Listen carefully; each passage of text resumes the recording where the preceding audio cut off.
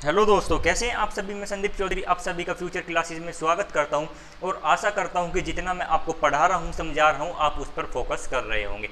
कल हमने क्लास ली थी आपकी क्लास फर्स्ट डीएलएड बीटीसी के लिए, जो हमारे एग्ज़ाम आने वाले मंथ में आ रहे हैं अक्टूबर में। उसके लिए हमने आपके कल सामान्य अध्ययन के 20 क्वेश्चन लिए थे और आज हम आगे की क्लास में बढ़ते हैं। आज क्लास का नाम है डे 2 और रेगुलर बेसिस पर हमारी क्लास चलेंगी। हम रेगुलर बेसिस पर क्लास चलाएंगे, इतने आपके एग्जाम नहीं होते हैं और अच्छे से अच्छे क्वेश्चन आपके लिए प्रिपेयर करके लेके आ रहे हैं हम, और आशा करते हैं ये क्वेश्चन हमारे जो हम पढ़ रहे हैं आपको एग्जाम में ज़्यादा से ज़्यादा मिले। चलिए बिना किसी देरी के शुरुआत करते हैं हम आज के फर्स्ट क्वेश्चन पर। देखिए, सबसे बड़ा महासागर, सबसे बड़ा महासागर, जल्दी बताइए अपना आंसर। सबसे बड़ा महासागर। ये चीज़ें जो हम डिस्क्रिप्टिव यहाँ पर कर रहे हैं, बोर्ड पर लिख कर रहे हैं, ये आपके लिए बहुत बेनिफिशियल होने वाली है, क्योंकि जो चीज़ें आप लिखकर और देखकर सुनते हो, जो चीज़ें लिखकर देखकर सुनते हो, वो चीज़ें ज़्यादा प्रभावी होती हैं, ज़्यादा अट्रैक्टिव होती हैं।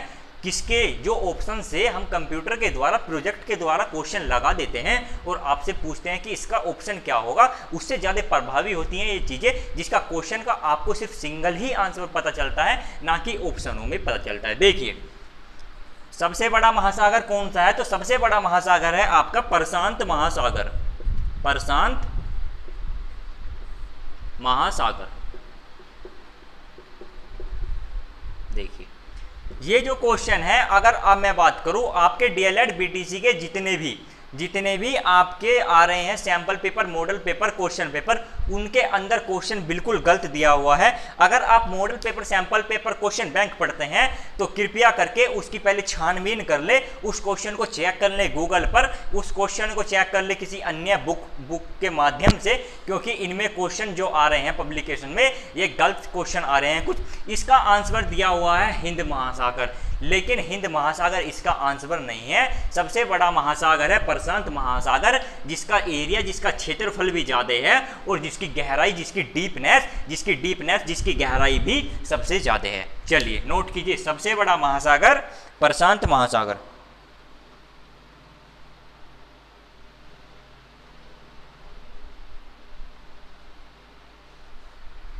नेक्स्ट क्वेश्चन, भारतीय संविधान में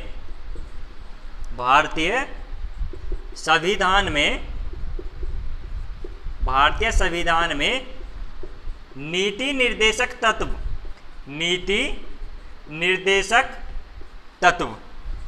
कहाँ से लिए गए हैं, कहाँ से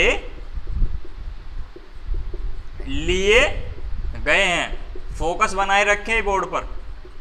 भारतीय संविधान में नीति निर्देशक तत्व कहाँ से लिए गए हैं, तो भारतीय संविधान में, जब भारतीय संविधान का जो कंप्लीट होता है, भारतीय संविधान बनकर जब कंप्लीट होता है, लागू किया जाता है, तो भारतीय संविधान में नीति निर्देशक तत्व को कहाँ से लिया गया है, तो वो लिया गया है आयरलैंड से। कहाँ से?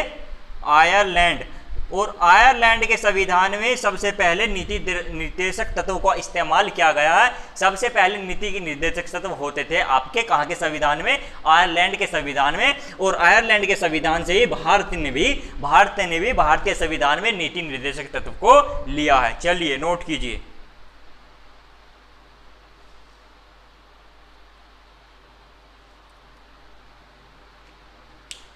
चलिए नेक्स्ट क्वेश्चन पर आ जाते हैं। क्वेश्चन नंबर 3, फोकस बनाकर रखें, जितने भी क्वेश्चन मैं आपको करा रहा हूं सभी महत्वपूर्ण है और इन क्वेश्चनों में से आपको ना जाने कितने क्वेश्चन देखने के लिए मिल जाएंगे आपके एग्जाम में। क्वेश्चन नंबर 3, गुप्त काल में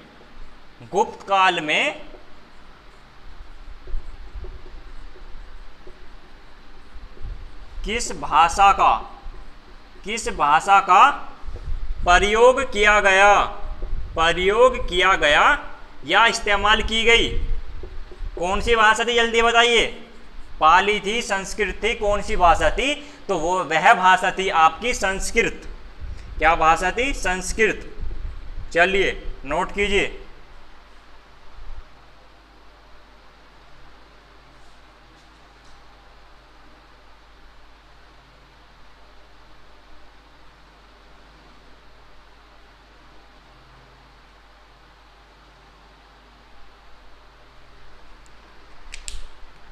चलिए क्वेश्चन नंबर 4 पर आ जाते हैं। किस वंश को दास वंश कहा गया है? दास वंश कहा गया है। क्वेश्चन कल ही आपको कराया था और कहा था आपको कि इस क्वेश्चन में से 2 क्वेश्चन निकलते हैं और ये क्वेश्चन आपको देखने के लिए मिल जाएंगे आगे भी और आपके एग्जाम में। बहुत ही महत्वपूर्ण क्वेश्चन है। किस वंश को दास वंश कहा गया है? तो वह है आपका गुलाम वंश। कौन सा वंश? गुलाम वंश। ठीक है, चलिए नोट कीजिए, बहुत इंपॉर्टेंट क्वेश्चन है सभी आपके लिए।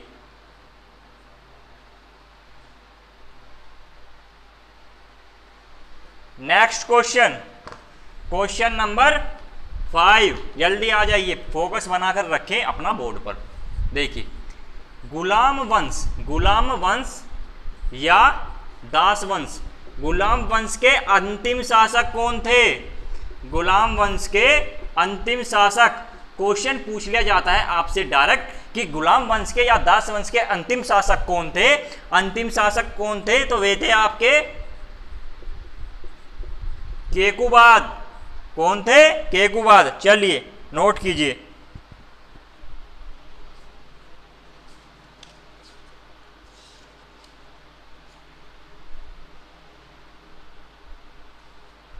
चलिए नेक्स्ट क्वेश्चन पर आ जाते हैं। सूत कातना उद्योग है। सूत कातना उद्योग है। कौन सा उद्योग है? तो यह है कुटीर उद्योग। कुटीर उद्योग।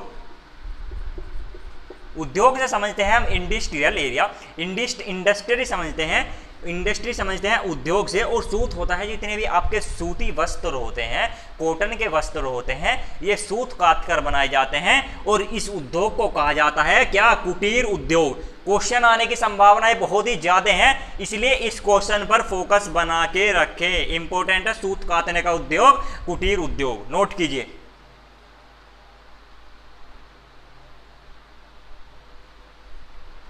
नेक्स्ट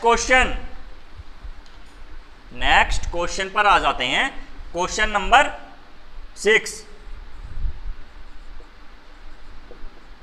2.5 दिन का झोपड़ा। 2.5 दिन का झोपड़ा कहां पर है? कहां पर है? चलिए नोट कीजिए जल्दी। 2.5 दिन का झोपड़ा कहां पर है? जल्दी बताइए। तो वह है आपका अजमेर। अजमेर कहां पर पड़ता है? राजस्थान। और राजस्थान की जो कैपिटल है, राजधानी है, वो क्या है? जयपुर। और जयपुर को किस नाम से जाना जाता है? Pink city. चलिए एक ही क्वेश्चन में से आपके निकल जाते हैं ना जाने कितने क्वेश्चन। आपके अजमेर से आ जाता है राजस्थान, राजस्थान से आ जाता है जयपुर और जयपुर से आ जाती है आपके पिंक सिटी। चलिए नोट कीजिए।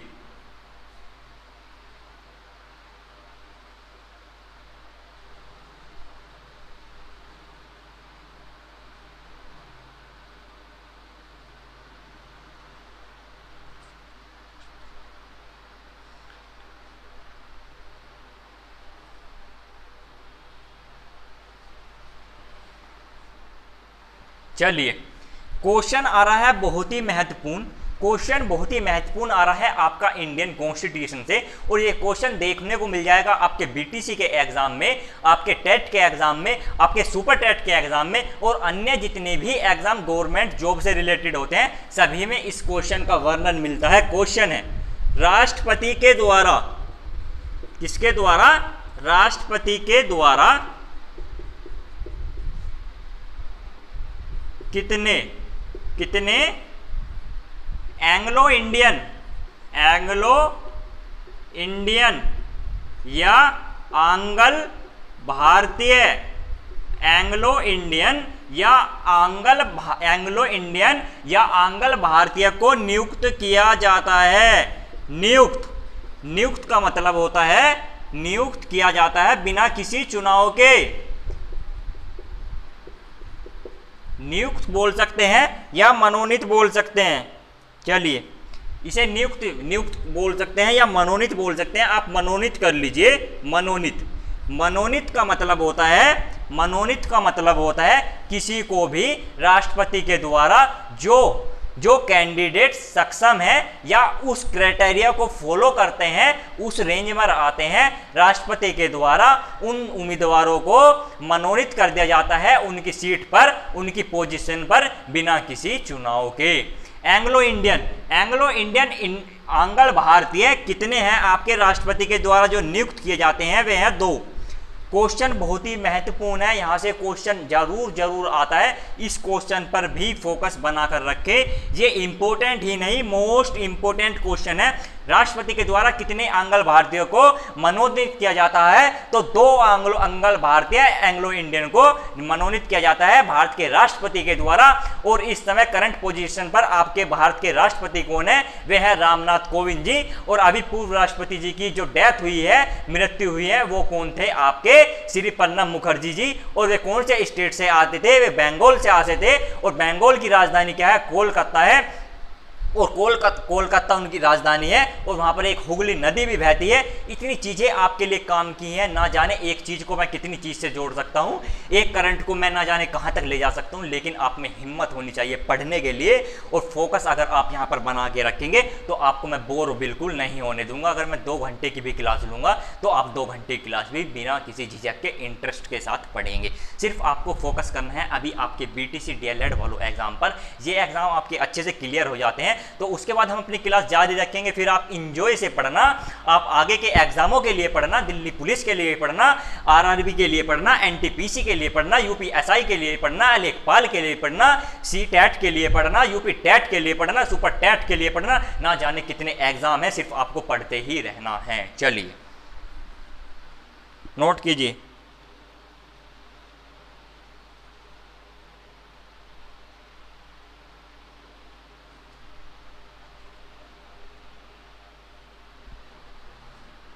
चलिए क्वेश्चन नंबर 8 पर आ जाते हैं। अब बात करते हैं हम सर्वोच्च न्यायालय की। सर्वोच्च न्यायालय, सुप्रीम कोर्ट। क्वेश्चन नंबर 8,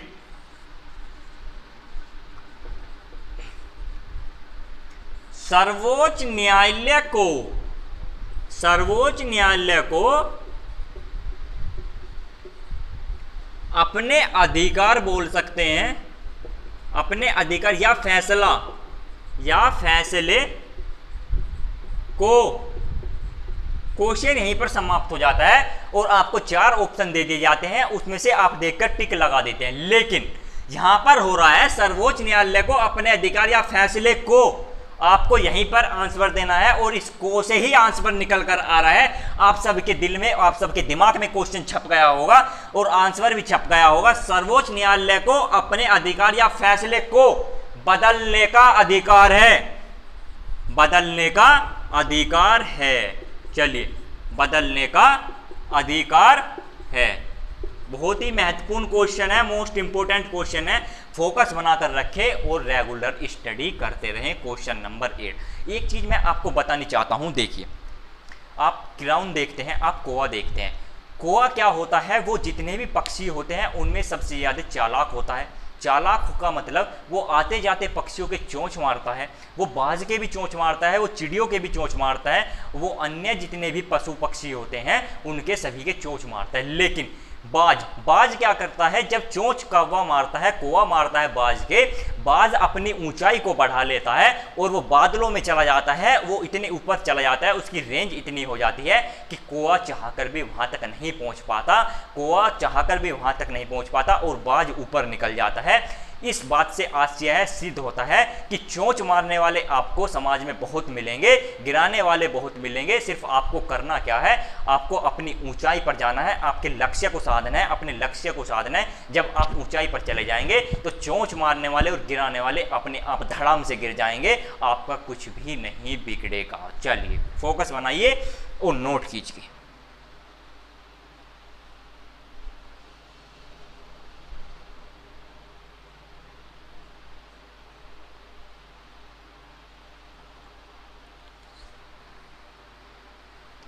चलिए, नेक्स्ट क्वेश्चन पर आ जाते हैं। नंबर 9,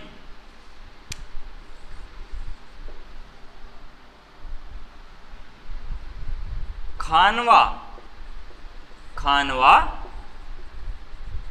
युद्ध के लिए प्रसिद्ध क्षेत्र, लिए प्रसिद्ध क्षेत्र, जल्दी बताइए। चलिए, खानवा युद्ध के लिए प्रसिद्ध क्षेत्र कौन सा था, कौन सा है, तो वह है फतेहपुर सीकरी। फतेहपुर सीकरी क्वेश्चन आ जाता है, बहुत ही इंपॉर्टेंट है, दरगाह से रिलेटेड क्वेश्चन फतेहपुर सीकरी से आ जाता है। क्वेश्चन है खानवा युद्ध के लिए प्रसिद्ध क्षेत्र, तो वह है आपका फतेहपुर सीकरी, नोट कीजिए।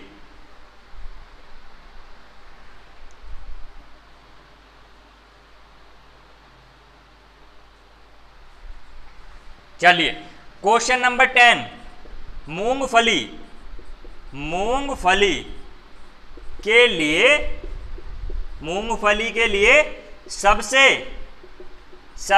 उत्तम, सबसे उत्तम मिट्टी है, सबसे उत्तम मिट्टी है, तो कौन सी मिट्टी है, तो वह मिट्टी है आपकी काली मिट्टी।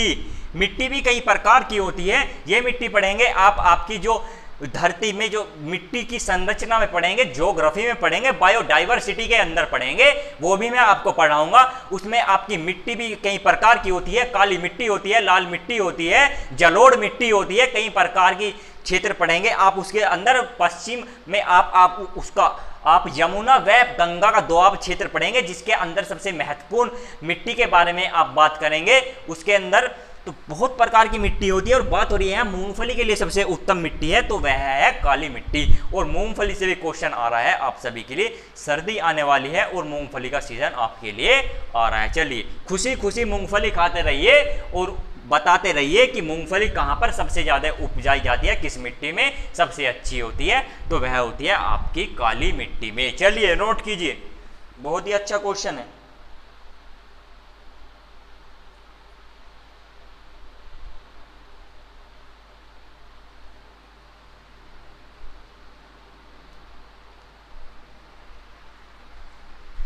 चलिए,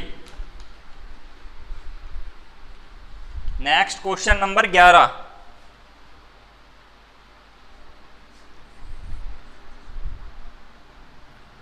देखिए, महमूद गजनवी जब भारत आता है और भारत पर आक्रमण करता है, तो उस समय पर होते हैं आपके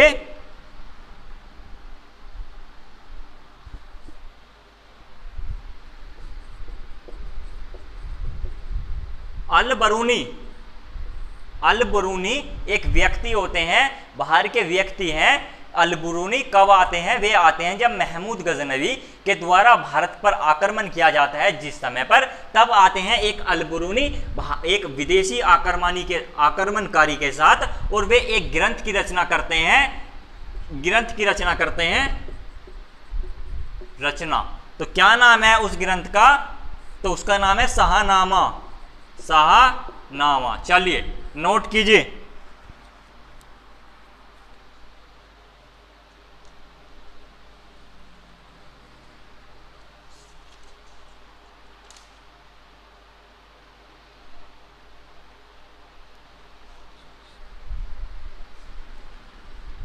चलिए, क्वेश्चन नंबर 12 पर आ जाते हैं। दिल्ली, दिल्ली सल्तनत, दिल्ली सल्तनत में किस वंश के सर्वाधिक शासक हुए, सर्वाधिक शासक हुए? बहुत ही महत्वपूर्ण क्वेश्चन है। बात कर लेते हैं हम दिल्ली के अंदर दिल्ली सल्तनत के बारे में पढ़ लेते हैं, जिसके अंदर पढ़ते हैं हम गुलाम वंश, लोधी वंश, पढ़ते हैं हम आपके मुगल वंश, 3-4 वंश जो भी हम इसके अंदर पढ़ते हैं, वो भी सब आपको हिस्ट्री में करा दिया जाएगा आपको। लेकिन क्वेश्चन यहाँ पर सिर्फ आपके लिए इतना ही इंपॉर्टेंट है, दिल्ली सल्तनत में किस वंश के सर्वाधिक शासक हुए हैं, तो वह है आपका दास वंश। कौन सा वंश रहा है, दास वंश या गुलाम वंश? नोट कीजिए, बहुत ही महत्वपूर्ण क्वेश्चन है। चलिए,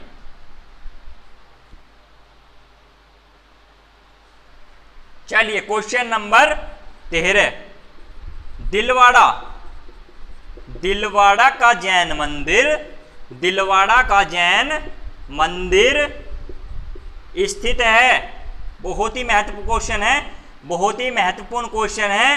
क्वेश्चन बन रहा है आपका, मंदिर से तो रिलेटेड है ही दिलवाड़ा मंदिर, लेकिन जैनियों की भी बात हो रही है, जैन समाज की बात हो रही है, जैन धर्म की बात हो रही है। क्वेश्चन पूछा गया है दिलवाड़ा का जैन मंदिर स्थित है, तो वह है आपका कहां पर? राजस्थान। चलिए नोट कीजिए। और जैन समाज से आपकी बात आ जाती है तो हिस्ट्री की जो हमने क्लास जहां पर रोकी हुई है, महाजनपदों पर रोकी हुई है, महाजनपदों के बाद हम पढ़ रहे थे, उसमें पढ़ेंगे आपके चंद्रगुप्त मौर्य पढ़ेंगे। उस चीज़ों को ख़त्म करने के साथ साथ उधर हो जाता है जैन और धर्म, आपके बौद्ध समाज का, बौद्ध धर्म का। तो उसमें हम जैन समाज के बारे में पढ़ेंगे, महावीर स्वामी जी के बारे में पढ़ेंगे, ऋषभ देव जी के बारे में पढ़ेंगे, पार्श्वनाथ जी के बारे में पढ़ेंगे।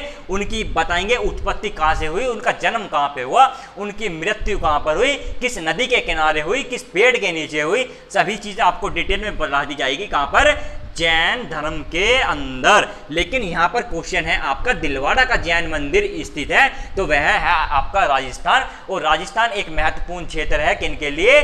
जैन धर्म के लिए राजस्थान एक महत्वपूर्ण क्षेत्र है। चलिए नोट कीजिए।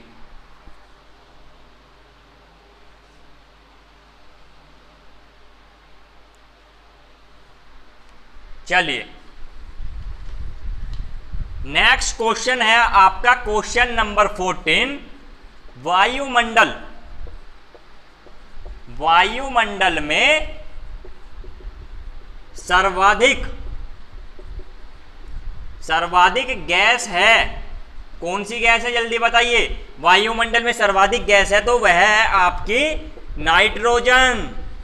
कौन सी है? नाइट्रोजन। चलिए वायुमंडल में सर्वाधिक गैस है तो वह कौन सी गैस है? आपकी नाइट्रोजन। चलिए नोट कीजिए, बहुत महत्वपूर्ण क्वेश्चन है। बात करेंगे हम आपकी ज्योग्राफी में, जब हम वायुमंडल की बातें करेंगे उसके अंदर पढ़ाएंगे हम आपको सौर मंडल, समताप मंडल, और उसके अंदर जितनी भी हेमिस्फीयर वगैरह है सब चीज क्लियर करा दी जाएगी आपकी ज्योग्राफी में। चलिए नोट करते रहें और इंटरेस्ट के साथ क्लास को पढ़ते रहें।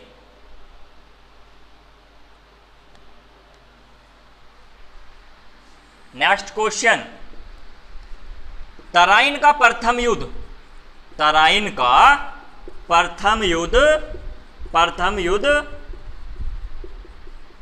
किस किस के बीच में हुआ, किस किस के मध्य हुआ? फोकस बनाकर रखे, क्वेश्चन बहुत ही महत्वपूर्ण है, मोस्ट इंपोर्टेंट क्वेश्चन आपके लिए आ चुका है। तराइन का प्रथम युद्ध किस किस के मध्य हुआ? तो वह हुआ आपका मोहम्मद गोरी व पृथ्वीराज चौहान। नोट कीजिए। और बात कर लेते हैं तराइन के युद्ध की, तराइन के प्रथम युद्ध की। तो तराइन का प्रथम युद्ध होता है आपका 1191 में, और तराइन का द्वितीय युद्ध होता है आपका 1192 में, जिसमें डिफीट हो जाते हैं आपके पृथ्वीराज चौहान, और मोहम्मद गोरी आक्रमण के द्वारा यहाँ पे लूटपाट मचा लेते हैं, लूट करते हैं यहाँ पर बहुत ही ज्यादा। तो ये तराइन का युद्ध किसके द्वारा जीत लिया गया? मोहम्मद गोरी के द्वारा जीता गया 1192 में तराइन का द्वितीय युद्ध। लेकिन तराइन का प्रथम युद्ध किस किस के मध्य हुआ? क्वेश्चन यह है हमारा, मोहम्मद गोरी व पृथ्वीराज चौहान के बीच तराइन का प्रथम युद्ध हुआ, वर्ष था 1191। नोट कीजिए।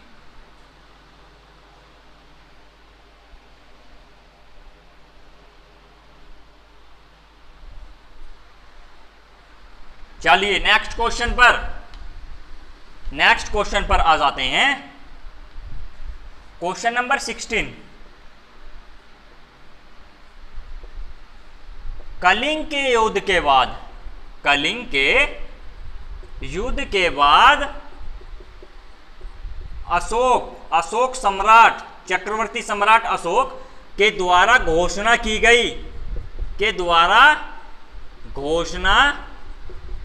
गई, जल्दी बताइए। घोषणा की गई।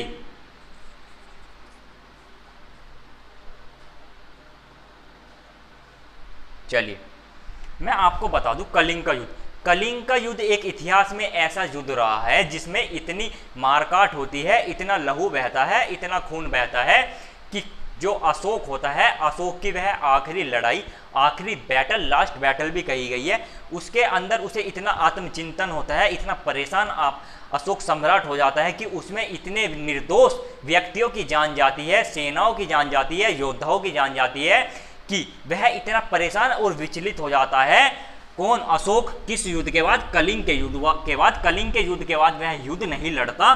कलिंग के युद्ध के बाद अशोक के द्वारा घोषणा की गई किस चीज की? धर्म घोष। धर्म घोष। चलिए नोट करते रहिए, मैं अभी इंक डाल लेता हूं मार्कर में।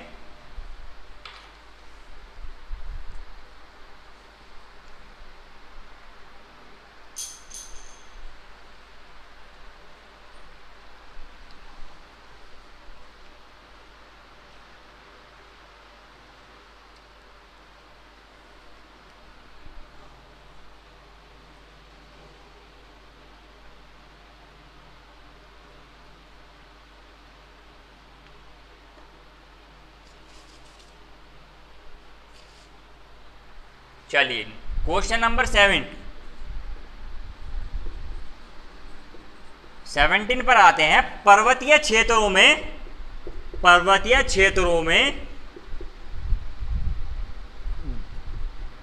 गहरी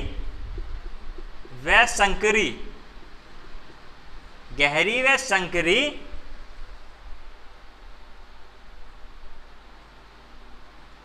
घाटी को कहते हैं। घाटी को कहते हैं, क्या कहते हैं? जल्दी बताइए। देखिए पर्वतीय क्षेत्र हमारे यहाँ पर जैसे हिमाचल प्रदेश में पड़ते हैं, उत्तराखंड में पड़ते हैं, J&K जम्मू एंड कश्मीर में पड़ते हैं, राजस्थान में पड़ते हैं। तो वहाँ पर क्या है, जो पर्वतीय क्षेत्र होता है, जहाँ पे पहाड़ी इलाका होता है, वहाँ पे क्या होता है? गहरी का मतलब गहरी, ऐसे डीप। व संकरी का मतलब होती है जिसकी चौड़ाई कम होती है, जिसे नेड़ी बोल देते हैं, जिसकी चौड़ाई कम होती है। गहरी व संकरी, गहरी भी है और नेड़ी संकरी भी है। घाटी को कहते हैं, क्या कहते हैं उसे? तो उसे कहते हैं गार्ज। बहुत ही महत्वपूर्ण क्वेश्चन है, क्वेश्चन इंपॉर्टेंट है आपका, आने के लिए संभावनाएं हैं बहुत ज़्यादा। पर्वतीय क्षेत्रों में गहरी व संकरी घाटी को कहते हैं, तो गार्ज उन्हें कहते हैं। नोट कीजिए।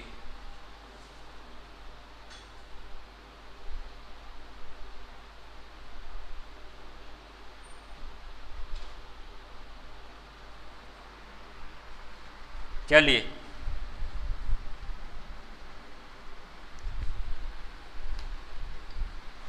Question number 18। तुगलक भी एक वंश रहा है आपका दिल्ली सल्तनत में। तो तुगलक काल में प्रथम हिंदू राज्य का निर्माण हुआ। जल्दी बताइए, बहुत ही महत्वपूर्ण क्वेश्चन है और ये क्वेश्चन रिलेटेड है आपकी लास्ट क्लास से। लास्ट क्लास में मैंने जिक्र किया था हरिहर व बुक्का का। हरिहर व बुक्का दो भाई थे, उनके द्वारा एक स्थापना की जाती है किसकी? एक राज्य की, एक प्रांत की, एक स्टेट की। उसका क्या नाम होता है? विजयनगर। चलिए नोट कीजिए। तुगलक काल में प्रथम हिंदू राज्य का निर्माण हुआ, तो वह था आपका विजयनगर। चलिए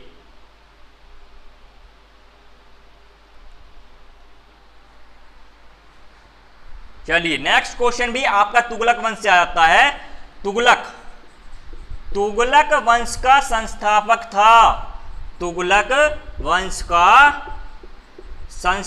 था।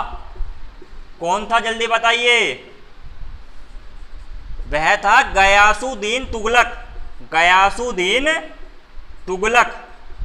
देखिए बात करते हैं हम आपके तुगलक की, और तुगलक आपके क्वेश्चन लेकर आ जाता है 2। तुगलक काल में प्रथम हिंदू राज्य का निर्माण हुआ, तो वह था विजयनगर। तुगलक वंश का संस्थापक कौन था? तो वह था गयासुद्दीन तुगलक। नोट करते चलिए, बहुत ही महत्वपूर्ण क्वेश्चन है सभी आपके लिए।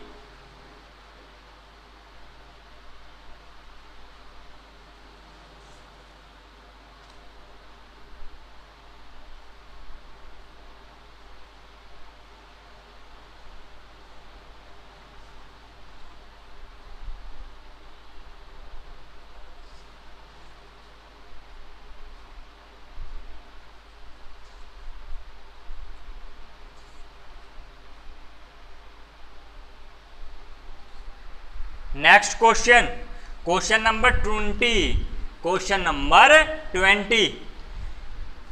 चलिए, हिजरी संवत, एक संवत रहा है आपका हिजरी संवत, किसके द्वारा चलाया गया, किसके द्वारा चलाया गया। क्वेश्चन बहुत ही महत्वपूर्ण और इंपॉर्टेंट है। हिजरी संवत किसके द्वारा चलाया गया, तो वह चलाया गया अकबर, अकबर जलालुद्दीन अकबर, जलालुद्दीन अकबर के द्वारा हिजरी संवत को चलाया गया। कौन से संवत को अकबर के द्वारा चला गया, हिजरी संवत को चलाया गया। और अकबर किसके पुत्र थे, अकबर थे हुमायूं के पुत्र। और अकबर एक ऐसे राजा रहे हैं जिनके द्वारा हिंदू और मुसलमानों को सम्मान एक ही नजरों के से देखा गया है। इतिहास बताता है, ये हम नहीं बताते, ये इतिहास बताता है। इतिहास जो भी बता रहा है हम उसी चीज़ को पढ़ रहे हैं, अपनी ओर से हम किसी भी चीज़ को नहीं पढ़ सकते, क्योंकि हमारे क्वेश्चन गलत हो जाएंगे अगर हम इतिहास को गलत करते हैं। देखिए, आज के आपके 20 क्वेश्चन हुए हैं और 20 क्वेश्चन हुए हैं आपके कल। 40 क्वेश्चन मैंने आपके सामान्य अध्ययन में करा दिए हैं। 40 क्वेश्चनों में से जो परसेंटेज आपकी रहेगी आने के लिए, जो एमसी क्वेश्चन आते हैं आपके टिक मार्क वाले क्वेश्चन होते हैं, अधिकांश इन्हीं में से रहेगी। जो रहे हैं वे भी मैं आपके क्लियर कराऊंगा, ऐसे नहीं है कि मैं नहीं कराऊंगा। आपकी नेक्स्ट क्लास में पढ़ेंगे अति लघु क्वेश्चंस। अति लघु क्वेश्चन कल करेंगे, फिर करेंगे आपके लघु उत्तरीय क्वेश्चन।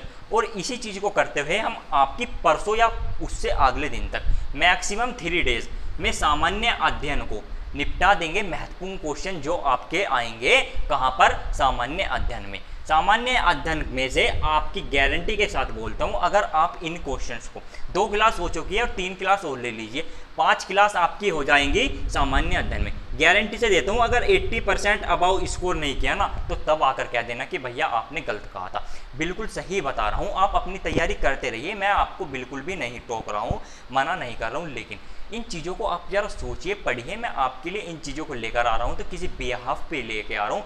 बहुत ही इंपॉर्टेंट चीज़ होने वाली है आपके लिए। फोकस कीजिए। 25-30 मिनट की क्लास होती है, अगर आप इन्हें पढ़ भी लेंगे 5 दिन में कितना पढ़ेंगे आप, 125 मिनट हो जाती है। 25 गुना 5, 125 का मतलब 2 घंटे 5 मिनट। अगर आप 2 घंटे भी एक सब्जेक्ट को दे रहे हैं और वो सब्जेक्ट आपका 80% प्लस स्कोर कर रहा है, तो आपकी उसमें प्रॉब्लम तो कुछ होनी चाहिए। 2 घंटे आप वेस्ट कर देते हैं, ऐसी पबजी खेलते थे पहले, या फ्री फायर खेलते हैं, या और किसी अन्य गतिविधियों में लगा देते हैं। आप 2 घंटे का समय निकाल लीजिए, 25 मिनट का डेली निकाल लीजिए, और जब देखना कि आप 80% अबाउ स्कोर करते हैं नहीं करते हैं, तो बिल्कुल बेसिक चीज़ें मैं आपको बता रहा हूँ। फोकस करिए आप अपनी पढ़ाई पर। देखिए, क्योंकि अगर ये चीज़ें हैं ना, बिल्कुल पीक टाइम चल रहा है आपका पढ़ाई का, बिल्कुल पीक टाइम समझिए। अब चल रहा है आपका 2020। आपके जो 4th सेमेस्टर के स्टूडेंट हैं वे आपके बराबर में आकर खड़े हो गए हैं। वे आपके बराबर में खड़े हो गए हैं क्योंकि उनका जो ईयर था वो कंप्लीट हो गया है जून या जुलाई में, लेकिन वे सितंबर चल रहा है, अक्टूबर में भी आपके साथ रहेंगे, नवंबर तक एग्जाम होता है तब तक आपके साथ रहेंगे जब तक रिजल्ट आता है। और आपका क्या है, 2nd सेमेस्टर वालों का 1 साल एडजस्ट हो गया। 2nd सेमेस्टर के एग्जाम हो जाएंगे, 3rd सेमेस्टर के आपके मार्च अप्रैल में कराकर 4th सेमेस्टर आपका जून जुलाई में अगले साल खत्म कर दिया जाएगा। तो नुकसान 4th सेमेस्टर वालों को ज़्यादा है। और जो आपका एग्जाम टेट का एग्जाम करा जाएगा, आप उसमें भी एप्लीकेबल हो, क्योंकि आपका 1 साल पूरा हो गया है। 1 साल पूरा हो गया तो आप उसमें भी एप्लीकेबल है। तो आप उन जो स्टूडेंट्स रहे हैं 4th सेमेस्टर वाले, आप उन्हीं के बराबर में आकर खड़े हुए हो गए हो। वे साथ में आपके टेट का एग्जाम क्वालिफाई करेंगे। अगर आप टेट का एग्जाम क्वालिफाई कर लेते हैं, सपोज कि दिसंबर या आपके 2021 की जनवरी में होता है, उसके 2 से 3 महीने बाद रिजल्ट डिक्लेयर होता है, फरवरी मार्च अप्रैल आ जाती है, उसके बाद आपके एग्जाम हो जाते हैं 3rd सेमेस्टर के। फिर घोषणा करती है सरकार, मान के चलिए कि आपका सुपर टेट करा जाएगा और एक आपकी वैकेंसी लेकर रहे हैं 40 या 50 हज़ार की, वह आएगी आपकी अक्टूबर या नवंबर में। सपोज कर लीजिए कि वह आएगी आपकी 2021 में। वे 4th सेमेस्टर वाले भी वहीं पर आएंगे, टकराएंगे, और आपका सेशन भी खत्म हो जाएगा, आप भी वहीं पे आकर सुपर टेट में टकराएंगे। तो पॉसिबिलिटीज़ आपकी बन रही है बहुत ही ज़्यादा इस समय पर, क्योंकि आप पढ़ाई के टच में उनसे ज़्यादा रहेंगे। उनका अब खत्म हो जाएगा टाइम पीरियड, लेकिन आपका अगले साल तक चलेगा। आप बिल्कुल टारगेट करके चलिए, आप टारगेट करके चलिए, 1 साल आपके पास है, 1 साल में आपके एग्ज़ाम हो जाएंगे, इन दिनों तक आपके बिल्कुल एग्ज़ाम हो जाएंगे। और 2022 में आपके यूपी के चुनाव भी होने हैं, तो उससे पहले लाजमी है कि एक भर्ती आपके लिए ज़रूर आएगी, चाहे वे 20,000 की आए या 40 या 50,000 की आए, और वो मौका आपको बिल्कुल भी नहीं गंवाना है। जो चीज़ें मैं आपको बता रहा हूँ ये चीज़ें आपकी टेट सुपर टेट में भी काम आने वाली चीज़ें हैं। तो फोकस बना कर रखें इस क्लास पर, और लाइक और शेयर बिल्कुल करते रहें, क्योंकि किसी भी कभी बच्चे का, स्टूडेंट का नुकसान ना हो पाए। चलिए दोस्तों, चलते हैं, आज की क्लास यहाँ पे समाप्त करते हैं, पढ़ते हैं आपकी नेक्स्ट क्लास में। Okay, bye bye.